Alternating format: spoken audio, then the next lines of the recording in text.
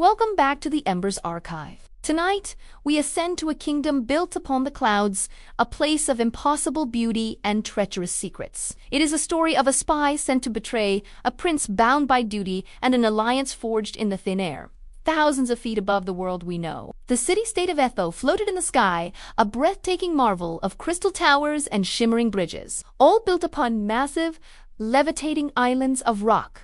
Its lifeblood, its magic, came from a rare, glowing blue crystal known as Etherium.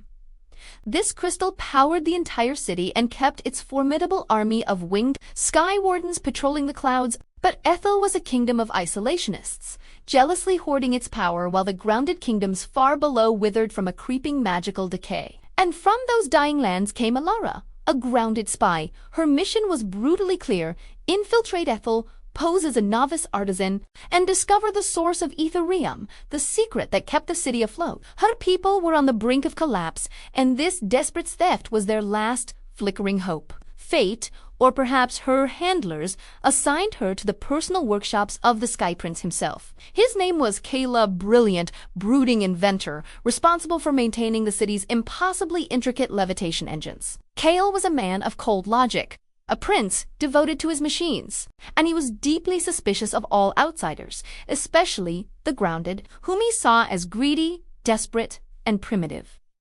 Alara slipped into her role with the ease of a shadow. She was quiet, diligent, and possessed a genuine gift as an artisan, a skill that quickly earned her a coveted place in Kaelen's personal workshop. There, she watched him work, secretly fascinated by the raw genius on display and by the strange, gentle way he seemed to listen to his engines, treating the vast machines like living, breathing things. Kaelen, for his part, found himself unexpectedly disarmed by her quiet, observant nature. She didn't flatter him like the fawning artisans of the court. She challenged him, her questions sharp and insightful. One day, while observing a diagnostic, she finally spoke her mind. "Your engine designs are inefficient," she stated, her tone one of pure curiosity. "You compensate for power loss with more Etherium, but you don't actually fix the leaks." "Why?"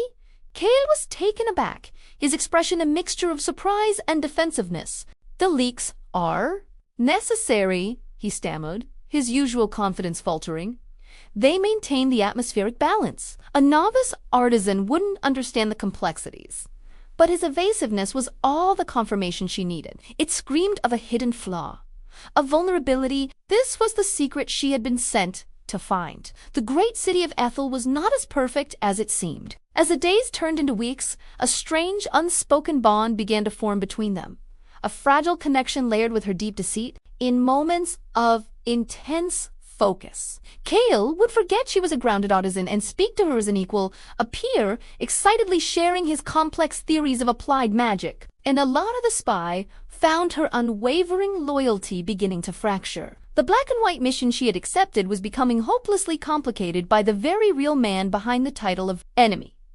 The truth was finally forced into the light by violence. A neighboring Skylord, a ruthless rival named Vorlag, staged a coup. Vorlag had no interest in fixing Ethel's failing engines. He saw them as a weapon. His horrifying plan was to weaponize the city itself, to drop the floating islands like apocalyptic bombs upon the grounded kingdoms below. He and his soldiers stormed Kaelen's workshop, intent on seizing the central control matrix. "Your time tinkering is over," Kaelen Vorlag snarled, his voice dripping with contempt.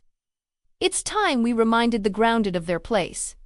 As Vorlag's guards seized the prince, Alara faced an impossible choice. She could grab the control matrix and escape, fulfilling her mission and leaving Ethel to its fate. Or she could save the man who, she now realized with sickening clarity, was not her enemy, but was secretly trying to protect both their worlds. In a split-second decision, she activated an engine overload sequence she'd memorized from Kaelen's own. The resulting explosion was localized, but powerful, throwing the workshop into pure chaos. In the ensuing confusion, she grabbed Kaelen. "Your secret passage," she hissed, her voice urgent enough. Kaelen, stunned by her knowledge of his workshop's secrets and her blatant betrayal of her own mission, didn't hesitate. He led her into the hidden service tunnels. There, in the humming, crystal-lit core of the great engines, the final truths were laid bare. Alara confessed to everything. She was a spy, sent to steal their power. In turn, Kaelen confessed the terrible secret she had already sensed. The Etherium engines were dying. The celestial mountain from which they mined the crystal was depleted, barren. The energy leaks weren't a design feature, they were uncontrolled, a symptom of a terminal illness. The entire city of Ethel was on the verge of collapsing from the sky. Vorlag's coup would only hasten the catastrophe, dooming everyone. Their only hope lay in reaching the central controls at the very heart of the city. Kaelen needed to divert what little power remained, while Alara, with her artisan's precise, intuitive understanding of crystal resonance, was the only one who could possibly stabilize the failing matrix. It was a desperate, impossible plan. They worked as one.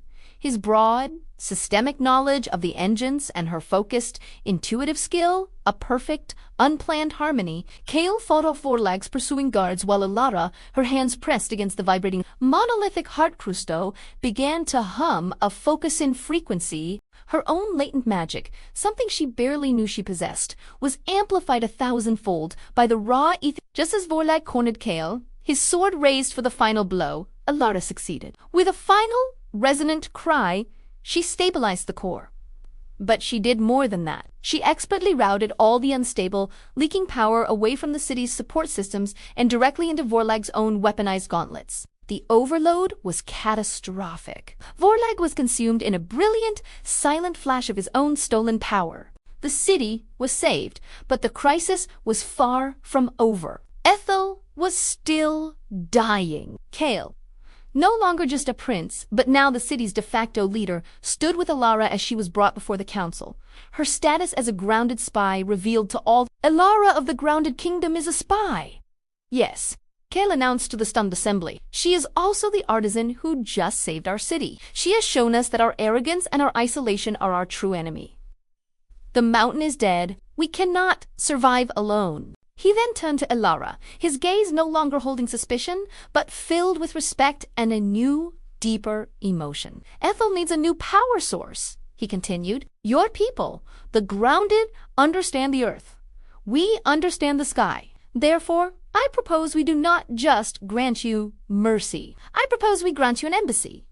It was an unheard of revolutionary proposal. Alara the spy became the first grounded ambassador to the sky. She and Kaelen worked side by side, combining his brilliant engine craft with her people's earth magic, together forging a new future of shared technology and mutual survival. The spy who had come to steal their secrets had stayed to save them, and in doing so, found not a weapon to plunder, but a partner to build with. And here, in the heart of the archive, their story was recorded, a timeless tale of two worlds finding common ground high up in the sky. Thank you for joining us at the Embers Archive. If you enjoyed this story, please consider liking this video and subscribing for more tailies from our collection. We'll see you next time.